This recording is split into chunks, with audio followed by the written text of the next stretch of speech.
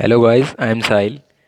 आज हम ड्राइव करेंगे वर्टिकल प्रोजेक्टाइल में जो हमारे मैक्सिमम हाइट निकालने का जो फॉर्मूला होता है उसको हम कुछ अलग तरीके से ड्राइव करेंगे। लेट अस सी हम कैसे करते हैं। और वर्टिकल प्रोजेक्टाइल आपको पता ही होगा किस तरीके से होता है। वर्टिकल प्रोजेक्टाइल जब हम किसी भी बॉडी को वर्टिकली थ्रो करते हैं एट एन एंगल से theta with respect to the ground. Okay, this is the simple basic path of the vertical projectile. Okay, this is the angle theta. This is the initial velocity given u. Breaking its two rectangular components, this will be that here is going to be u sine theta, and this will be the horizontal component of the initial velocity u cos theta. Now we have to find that maximum height h. We have to find that maximum height h. Now how we are going to do this? Let us see. अब ये maximum height find करनी है। अब हमें ये पता है कि टाइम ऑफ असेंड, यहाँ से बॉडी को यहाँ तक जाने में जितना टाइम लगता है और मैक्सिमम हाइट तक जाने में जितना टाइम लगता है और मैक्सिमम हाइट से बिल्कुल लोवेस्ट पॉइंट पे ग्राउंड लेवल पे आने में जितना टाइम लगता है वो बराबर होता है। Time of ascend is equal to time of descend.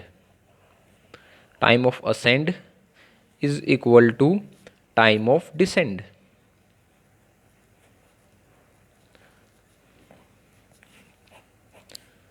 अब हम यूजुअली कैसे करते हैं कि पहले अगर हमने मैक्सिमम हाइट निकालनी है तो यूजुअली हम ये करते हैं कि भाई हमें पता है कि इनिशियल वेलोसिटी जो है, initial vertical velocity you sine theta है। यहाँ पे जब हाईएस्ट पॉइंट पे होगी बॉडी तब उसकी वेलोसिटी जीरो हो जाएगी और एक्सेलरेशन ड्यू टू ग्रेविटी तो एक्ट कर ही रही है downwards. Okay, so let us say this is the sign convention we are taking. Sign convention upward direction is taken as positive and therefore we have to take the downward direction as a negative. Now the very basic method to find the maximum height is using the third equation of the Newton, but now we are not going to solve the solve the formula using this. We are going to try out the different method.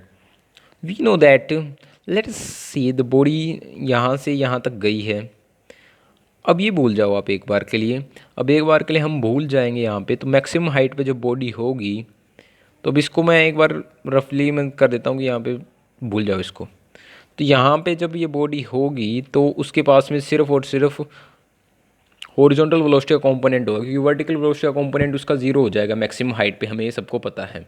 ठीक है, तो इसको मैं यहाँ से अगर इसको मैं रफ कर दूँ एक बार के लिए तो हमें ये क्या दिखाई दे रहा है, ये हमें क्या दिखाई दे रहा है, ये ध्यान से देखा जाए तो ये हॉरिजॉन्टल प्रोजेक्टाइल नहीं दिखाई दे रहा।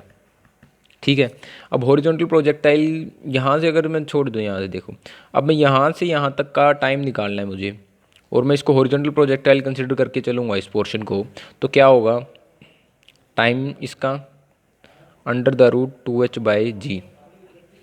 This is time of descend, time of descend,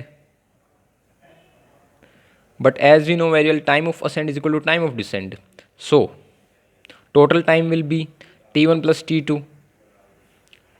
Let us say time of ascent is equal to t1 and time of descent is equal to t2, both are equal. So total time during which the body remains in the air is going to be total time, let us denote by capital T, it will be t1 plus t2. Okay, as we already know that the total time for the during which the body remains in the air is 2u sin theta by g, 2u sin theta by g. T1 is equal to t2, so what is going to be sum to under the 2 into under the root 2h by g.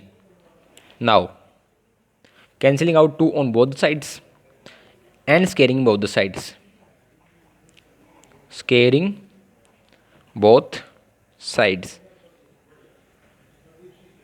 what we are going to get, u square sin square theta by g square equal to 2h by g, cancelling out g, what we will get, we have to find h. So h will be cross multiplication. We are going to cross multiply, to use square sin square theta by 2g. This was another method through which I found the maximum height of the vertical projectile. Hope you liked it.